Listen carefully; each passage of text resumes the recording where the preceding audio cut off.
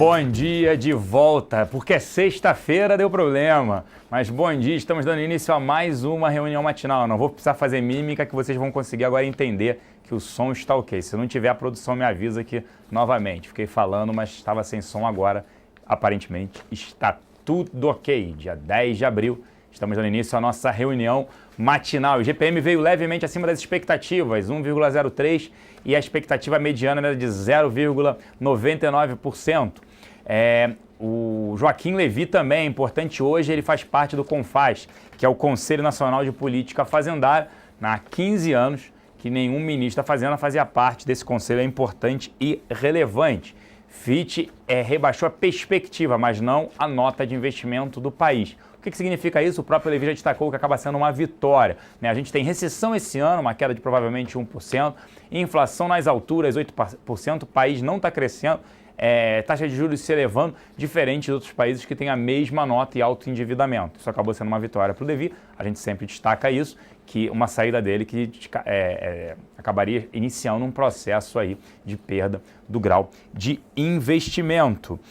Vale a pena destacar também que ontem, né, você teve aí uma votação na Câmara, a Câmara aprovou a MP 661, que autoriza o empréstimo do Tesouro para o BNDES de 30 bi, porém, ele não pode mais, o BNDES não pode mais emprestar empréstimos secretos, né, como foi para Cuba e outros países. Isso não pode mais. Vamos ver se vai passar ainda no Senado, o PSDB que colocou isso. E também aí a 11ª fase da Operação Lava Jato, com a prisão de outros aí deputados nessa operação da Petrobras.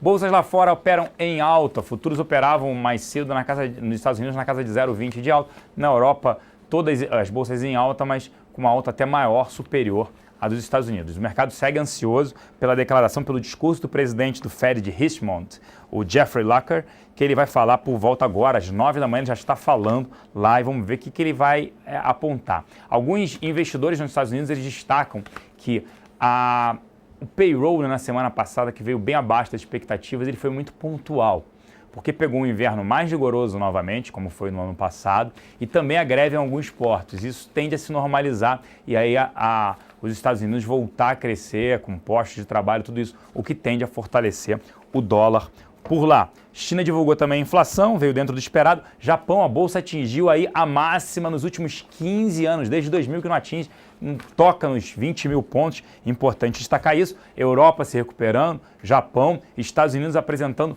números melhores. Me perguntaram ontem, poxa, qual o nível de dólar que seria interessante para a nossa bolsa aqui? Vamos lá, é até interessante falar para vocês. Ano passado, na época das eleições, né, na primeira pesquisa, em março do ano passado, apareceu que a Dilma ganharia no primeiro turno nas eleições, que elas seriam mais fáceis do que foram. A Bolsa bateu em reais 44.900 pontos, em dólar 19 mil pontos. Bolsa ontem fechou na casa de 17.500 pontos em dólar. Então a Bolsa teria aí uma alta aí de 8,4%, o que seria em reais 58 mil pontos. Então vale destacar que teria fôlego, não por preço. Ah, mas o valor vocês falam que está caro. Sim, mas no relativo com outras bolsas subindo, com um nível de múltiplo mais elevado, seja Europa, Japão e Estados Unidos, aqui também tem, e o fluxo é por estrangeiro, não pelo local. A Bolsa poderia ter essa tendência de alta para o ano e atingir 58 mil pontos aqui, uma alta aí de mais 8% dos níveis atuais. Na agenda, como eu falei, tem o discurso ainda nos Estados Unidos e vale a pena destacar, hoje às 11 horas tem o índice de sentimento do consumidor, o preliminar da Universidade de Michigan, referente a abril. Esse é bastante interessante para ver como é que está o índice de confiança por lá nos Estados Unidos. Agora eu vou passar para o Danilo para ele comentar como é que abriu aqui o futuro, o dólar e operações também de swing e day trade. Bom dia, Danilo. Bom dia, Celso. Bom dia, XP. Bom, Celso, você mesmo mencionou que as bolsas estão trabalhando no campo positivo, as bolsas mundiais. O nosso índice futuro também abriu refletindo essa movimentação externa.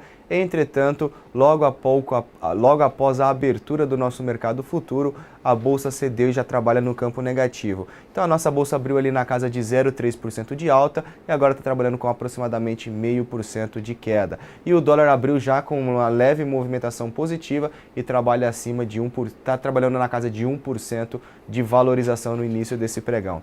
Bom, vale destacar aí que nós tivemos 3 dias aí nos 3 dias anteriores de uma movimentação lateralizada do índice Bovespa. Nós tivemos aí terça e quarta uma movimentação leve, movimentação negativa, porém uma movimentação neutra. E ontem a nossa bolsa fechou levemente no campo positivo, alta de 0,26%, cotada a 53.803 pontos. Como você mesmo mencionou, o Celso mencionou, nós temos aí a nossa bolsa por dólares uma possibilidade de desenvolver uma movimentação até 58 mil pontos, porque ela está atrativa tanto para os investidores locais e principalmente para os investidores estrangeiros. No ponto gráfico, tá, pessoal, levando em consideração o gráfico, a gente corrobora esse cenário por fundamento, esse cenário dolarizado do índice Bovespa, a gente também vê uma possibilidade de elevação desse movimento do Ibovespa até a região de 56 mil pontos. Se superar esse patamar, a gente vai ficar com alvo lá também em 58 mil pontos. Vale destacar que seria interessante que o Ibovespa, se ele voltasse a cair,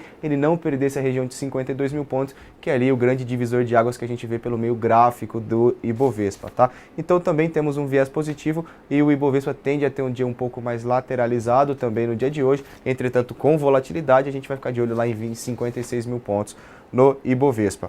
Ontem o dólar teve uma valorização positiva, subiu 0,21%, fechou cotada a 3.078 pontos.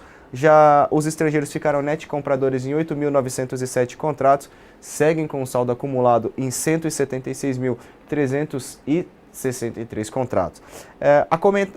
Os estrangeiros ontem no dólar, no índice, tá, pessoal, tiveram uma atuação bem neutra, eles ficaram net vendedores em 52 contratos e seguem com o saldo acumulado em 87.159 contratos.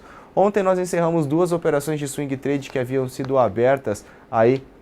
Na terça-feira foi aberta a venda em Banco do Brasil e na quarta-feira nós iniciamos uma venda em Petrobras. Nós encerramos ambas aí ontem, tá? Banco do Brasil a gente vendeu a 25,25, encerramos a operação lá 23,78, deu uma valorização de 6,18%, enquanto as ações da Petrobras, nós havíamos feito uma venda a 11,07, o mercado chegou a evoluir 4%, mas ontem nós tivemos como destaque as maiores altas da Bolsa, as ações da Petrobras subiram na casa de 9%, a gente encerrou a operação no ponto de entrada, o que deu um lucro aproximadamente de 1,5%.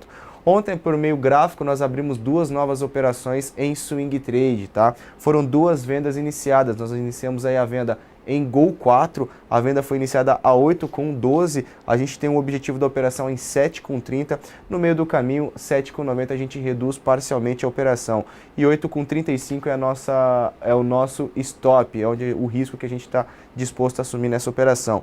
E as ações da MRV, nós também realizamos uma venda, a venda foi iniciada a 8,76, nós temos um alvo da operação a 7,85, a redução parcial da operação em 8,50 e o stop da operação, o risco que nós estamos dispostos a correr, aí está em 9,05.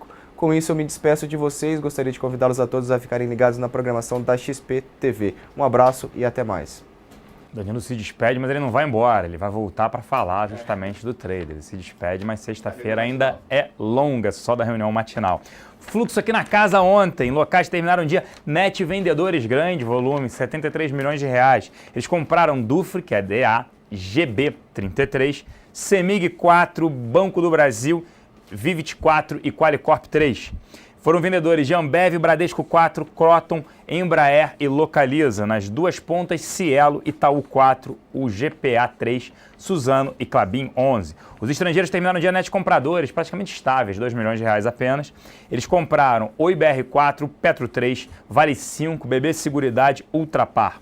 Foram vendedores de Vivo, Bradesco 4, Semig, Pão de Açúcar e Copasa. Nas 2 pontas, Ambev, Fibra e Petro 4. Petrobras segue no radar. Por que a ação subiu ontem? Acho que quem viu ontem um conta corrente, eu até falei um pouco sobre Petrobras. Por que a ação, né, ela apresentou aquela alta ontem? Foi por causa do balanço, saiu dia 16, 17 ou dia 20? Não foi por isso.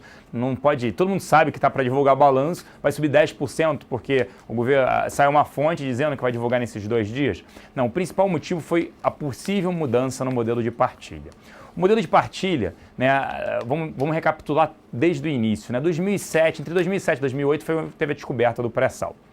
O governo só foi licitar novos blocos, né, ele travou isso, em 2010, e aí criou um modelo de partilha, onde a Petrobras entra independente do vencedor com 30%, sendo operadora daquele bloco e com 30% de participação mínima. Ah, e se ela leva de graça? Não, ela tem que pagar por isso. Então, isso acabou gerando um dispêndio de caixa muito grande, todos os investimentos, fora a criação do conteúdo nacional, que foi um absurdo. Não, vamos aqui fortalecer a indústria local, tudo isso, então deixa a Petrobras pagar mais caro por isso. Não, tem que ser livre concorrência. Quem fizer mais barato, o navio, o sonda, a Petrobras deveria comprar. E aí, ontem, o ministro de Minas e Energia, Eduardo Braga, falou, né? Ontem não, na quarta-feira à noite, impactou ontem, de que poderia mudar o modelo de partilha. Tá, e qual é o impacto daqui para frente se mudar? Não tem nada ainda alterado, acho difícil mudar. Mas se mudar, o que acontece? A Petrobras ela não precisa entrar nos novos blocos licitados.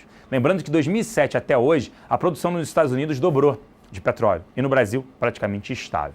Então assim, se não tiver modelo de partilha, a Petrobras não precisa entrar, ou seja, ela não precisa despender mais capital. E segundo ponto, que é bastante positivo, ela poderia vender as participações nos blocos atuais que ela já detém participação de 30% a 40%, o que seria interessante para ela melhorar o caixa da companhia. Só que por que eu acho difícil? A própria presidente Dilma já fala, né, da pátria educadora e que a utilização do petróleo da Petrobras vai ser para ajudar na educação. Então acho difícil isso ocorrer. Era muito melhor que o governo tivesse liberado para investimentos estrangeiros para cá. A Petrobras não precisa ser a empresa que tem que estar em todos os blocos, né? Se ele tivesse feito isso, hoje provavelmente a nossa produção seria muito maior e o governo estaria arrecadando muito mais com os royalties. Ele já tem a participação especial que ele já ganha por cada barril de petróleo extraído.